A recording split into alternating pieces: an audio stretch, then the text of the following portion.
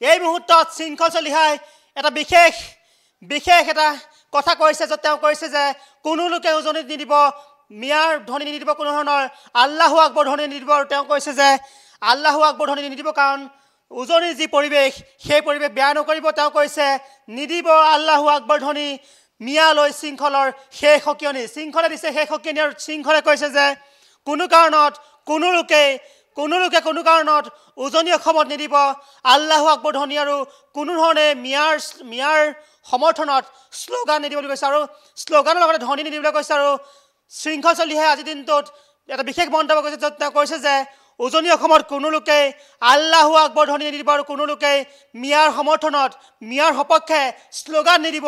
অৰ্থাৎ গৰজিছে শৃংখল চলিহা, আৰু শৃংখল চলিহাই ক্ষান্ত হোৱা নাই, এটা বিশেষ ৰণকৌশল লৈছে। গুৱাহাটীত এখন বিশেষ বৈঠক হৈছে, যি বৈঠকত তেওঁলোকে কিছু ৰণকৌশল প্ৰস্তুত কৰিছে। তেওঁলোকে ৰণকৌশল লৈ এই মুহূৰ্তত খুব সুন্দৰকৈ অৰ্গেনাইজড ৱেত সংগঠিত হৈ তেওঁলোক আগবাঢ়িব বুলি গম পোৱা গৈছে। সবিশেষ জনাইছোঁ গ্ৰাফিক্সৰ জৰিয়তে।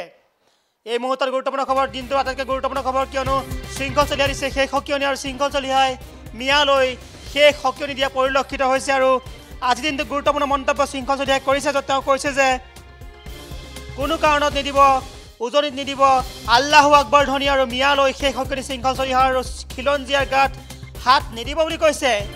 লগতে কৈছে খিলঞ্জীয়াৰ গাত হাত নিদিব, খিলঞ্জীয়াৰ গাত হাত দিলে বিপদ হ'ব, আৰু বিপদ অনিবাৰ্য, বিপদ নিশ্চিত বুলি কৈ তেওঁ কৈছে। লগতে কৈছে আমি জয় শ্ৰীৰাম ধ্বনি দিয়া নাই, গতিকে আপোনালোকে নিদিব আল্লাহু আকবৰ ধ্বনি। আৰু শিৱসাগৰত একাংশ খিলঞ্জীয়াই মিয়াক সংগ দিয়া বুলি অভিযোগ কৰিছে। আৰু এই মুহূৰ্তত শৃংখলে কি কৈছিল এই মুহূৰ্তত সেই বিশেষ মন্তব্য শুনাই ল'ব বিচাৰিছোঁ। চাওক, আমি জাতীয়তাবাদী শিবিৰৰ মানুহ, আৰু আজি যদি উজনি অসমৰ খিলঞ্জীয়া মুছলমানসকলে সন্দেহযুক্ত মানুহক লৈ নাৰায়ে তকদিৰ আল্লাহু আকবৰ চিঞৰি ওলাই আহে, তাত আমাৰ আপত্তি আছে। কাৰণ আজিলৈকে উজনি অসমৰ কোনো জাতীয় সংগঠনৰ নেতাই জয় শ্ৰীৰাম বা হৰ হৰ মহাদেৱৰ ধ্বনি দিয়া নাই।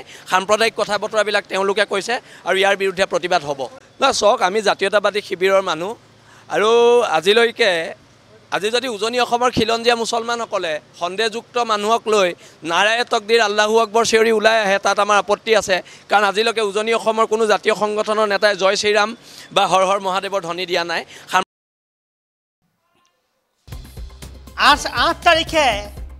8 তাৰিখে বিশেষ এখন বৈঠক আছে। 8 আগষ্টত, অৰ্থাৎ পৰহিলে নিৰ্ধাৰণ হ'ব মিয়াৰ ভৱিষ্যত কি হ'ব উজনিত। শিৱসাগৰত মিয়াৰ ভৱিষ্যত কি হ'ব, শিৱসাগৰত মিয়াৰ ভৱিষ্যত কি হ'ব, শিৱসাগৰত মিয়াৰ ভৱিষ্যত কি হ'ব, উজনিত মিয়াৰ ভৱিষ্যত কি হ'ব, উজনিত মিয়াই কি কৰিব, উজনিত মিয়া থাকিব নে নাথাকে, তাক লৈ 8 আগষ্টত বৈঠক হ'ব। 8 আগষ্টত নিশ্চিত হ'ব। এই মুহূৰ্তত বিগ ব্ৰেকিং নিউজ, দিনটোত গুৰুত্বপূৰ্ণ খবৰ, কিয়নো আল্লাহু আকবৰ ধ্বনি দিব নোৱাৰিব, আৰু আল্লাহু আকবৰ ধ্বনি দিয়াত বাধা আহিছে। আল্লাহু আকবৰ ধ্বনি নিদিব বুলি কৈছে।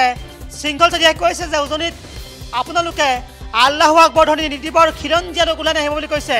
খিলঞ্জীয়াই মিয়াৰ সপক্ষে ওলাই নাহিব বুলি কৈছে। লগতে কৈছে যে আমি দিয়া নাই, আমি হিন্দু, কিন্তু আমি কেতিয়াও জয় শ্ৰীৰাম ধ্বনি দিয়া নাই, গতিকে আপোনালোকে নিদিব আল্লাহু আকবৰ ধ্বনি, আপোনালোকে আল্লাহু আকবৰ ধ্বনি নিদিব বুলি কৈছে। শৃংখল চলিহাই গুজৰিছে, শৃংখল চলিহাই গৰজিছে, শৃংখল চলিহাই খং উঠিছে।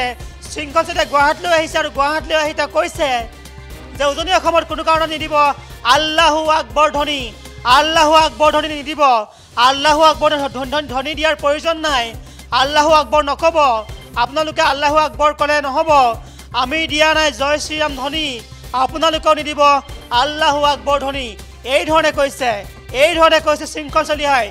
উজনিৰ এক শক্তিশালী কণ্ঠ শৃংখল চলিহা, তেওঁ কৈছে যে উজনিত নিদিব আল্লাহু আকবৰ ধ্বনি। একেধৰণে যিসকল লোকে উজনিত থকা হোজাই নগাঁৱৰ একাংশ সন্দেহজনক বুলি যাক কোৱা হৈছে, সেই সন্দেহজনক লোকসকলৰ সমৰ্থনত যিসকল ওলাই আহিছে, তেওঁলোকলৈও সকিয়নি দিয়া পৰিলক্ষিত হৈছে। এই মুহূৰ্তত গুৰুত্বপূৰ্ণ কথা এইটোৱে যে শৃংখল চলিহাই সকিয়নি দিয়া পৰিলক্ষিত হৈছে, সকিয়াই দিছে। শৃংখলে কৈছে উজনিত কোনো কাৰণত আপোনালোকে নিদিব, কোনো কাৰণত আল্লাহু আকবৰ ধ্বনি নিদিব। এই ধৰণে কৈছে, এই ধৰণে শৃংখলে কৈছে। শৃংখলে লগতে কৈছে যে কোনো কাৰণত উজনিৰ পৰিৱেশ বিনষ্ট নকৰিব, এই ধৰণে কৈছে। অৰ্থাৎ শৃংখলে এক প্ৰকাৰে যিসকল ব্যক্তিয়ে একাংশ ব্যক্তিৰ সমৰ্থনত ওলাই আহিছিল, যিসকল ব্যক্তিয়ে শিৱসাগৰত থকা একাংশ ব্যক্তিক যিসকলক সন্দেহজনক বুলি কোৱা হৈছে, যিসকলক মিয়া বুলি কোৱা হৈছে, যিসকলক পূৰ্ববংগীয় বুলি কোৱা হৈছে, সেইসকলৰ সমৰ্থনত ওলাই অহাসকলক শৃংখল চলিহাই সকীয়াই দিয়া পৰিলক্ষিত হৈছে। শৃংখলে কৈছে উজনিত নিদিব আল্লাহু আকবৰ ধ্বনি, উজনিত নিদিব।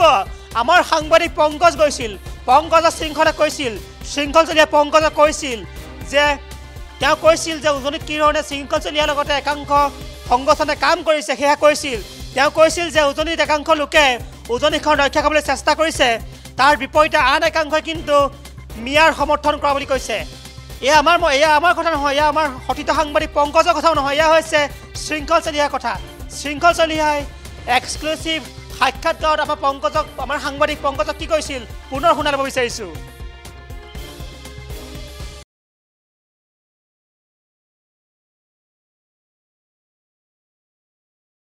অসমৰ খিলঞ্জীয়া মুছলমানসকল সন্দেহযুক্ত মানুহক লৈ নাৰায়ে তকদিৰ আল্লাহু আকবৰ চিঞৰি ওলাই আহে, তাত আমাৰ আপত্তি আছে।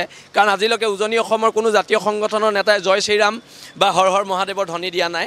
সাম্প্ৰদায়িক কথা বতৰাবিলাক তেওঁলোকে কৈছে আৰু ইয়াৰ বিৰুদ্ধে প্ৰতিবাদ হ'ব। চাওক, আমি জাতীয়তাবাদী শিবিৰৰ মানুহ আৰু আজিলৈ